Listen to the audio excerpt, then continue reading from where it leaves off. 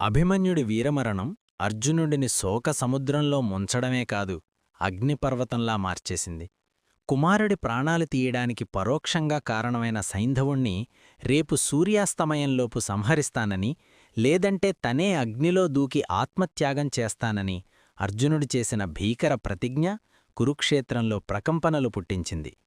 14వ రోజు యుద్ధం ప్రాణాలకు తెగించే పోరాటంగా మారింది. అర్జునుడి ప్రతిజ్ఞ నెరవేరకుంటే అతను మరణిస్తాడని, అప్పుడు పాండవులను గెలవడం సులువు అని భావించిన ద్రోణాచార్యుడు సైంధవుడి చుట్టూ 3 పొరల వ్యూహాన్ని నిర్మించాడు. అవే శకట, పద్మ, సూచీ వ్యూహాలు. ఆ రోజు అర్జునుడు సాక్షాత్తు కాలరుద్రుడిలా మారి కౌరవసేనను ఊచకోత కోశాడు. కాని సమయం గడుస్తున్నా సైంధవుడు ఉన్న చోటుకు చేరుకోవడం అర్జునుడికి సాధ్యం కాలేదు. సూర్యుడు మెల్లగా పడమటి కొండల్లోకి జారిపోతున్నాడు. కౌరవ శిబిరంలో ఆనందం, పాండవ శిబిరంలో ఆందోళన మొదలయ్యాయి.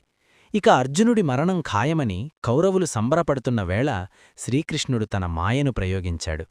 తన సుదర్శన చక్రాన్ని సూర్యుడికి అడ్డుగా నిలిపి అకాల చీకటిని సృష్టించాడు.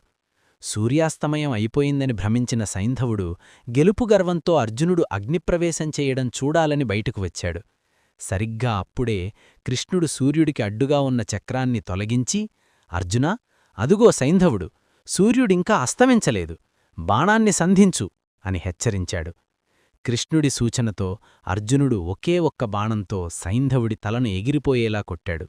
ఆ తల నేరుగా వెళ్ళి తపస్సు చేసుకుంటున్న సైంధవుడి తండ్రి ఒడిలో పడేలా చేసి తన ప్రతిజ్ఞను నెరవేర్చుకున్నాడు. సైంధవుడి మరణంతో కౌరవపక్షం తీవ్ర దిగ్భ్రాంతికి లోనవ్వగా ద్రోణాచార్యుడు మరింత ఆగ్రహంతో రాత్రిపూట కూడా యుద్ధం కొనసాగించాలని నిర్ణయించాడు. ఆ రాత్రి యుద్ధంలో భీముడి కుమారుడు ఘటోత్కచుడు మాయాయుద్ధంతో కౌరవసేనను చిన్నాభిన్నం చేశాడు. అతడిని ఆపడానికి వేరే దారిలేక కర్ణుడు తని దగ్గర ఉన్న అమోఘమైన వైజయంతీ శక్తిని, అంటే అర్జునుడి కోసం దాచుకున్న ఆయుధాన్ని ఘటోత్కచుడిపై ప్రయోగించాల్సి వచ్చింది. ఇలా అర్జునుడి ప్రాణానికి ఉన్న అతిపెద్ద ముప్పు తప్పింది. కాని పాండవులు ఘటోత్కచుడులాంటి గొప్ప వీరుణ్ణి కోల్పోయారు. తరువాటి భాగం రేపటి ఎపిసోడ్లో చూద్దాం.